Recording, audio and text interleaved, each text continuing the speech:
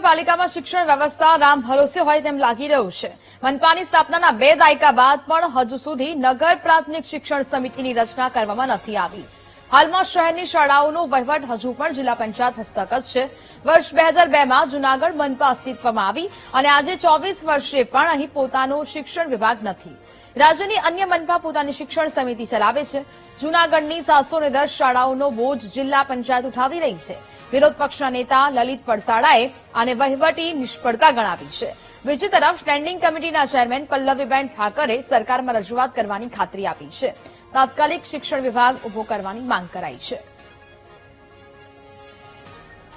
જેથી આપણે જોઈએ કે મહાનગરપાલિકા જૂનાગઢની સ્થાપના થઈ છે, પરંતુ આજ દિન સુધી 2026 જેટલો સમય આપણે જોઈએ કે થઈ ગયો છે, પણ છતાં પણ હજી સુધી શિક્ષણ ક્ષેત્રે જે મહાનગરપાલિકાનું કાર્ય છે એ હજી સુધી એનો શરૂઆત નથી થઈ। જ્યારે આપણે જોઈએ કે અન્ય જે મહાનગરપાલિકાઓ છે એમાં શિક્ષણના શાસનાધિકારી હોય છે અને તમામ સંચાલન કરતા હોય છે।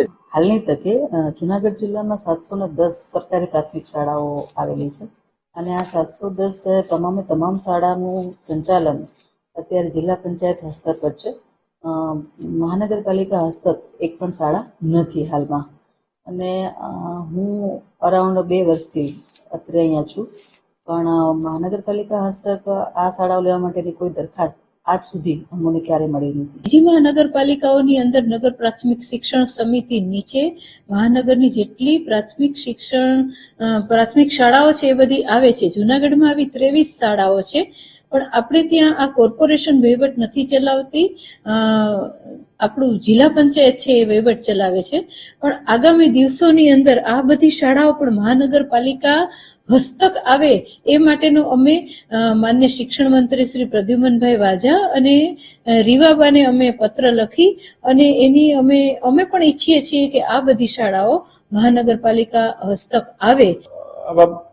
જનરલી મોટા મહાનગરપાલિકામાં અલગથી શિક્ષણ જે છે પ્રાથમિક શિક્ષણ ખાસ કરીને સિટી વિસ્તારનું એમાં પ્રાથમિક શિક્ષણ અધિકારી અથવા શાસનાધિકારીની પોસ્ટ હોય છે।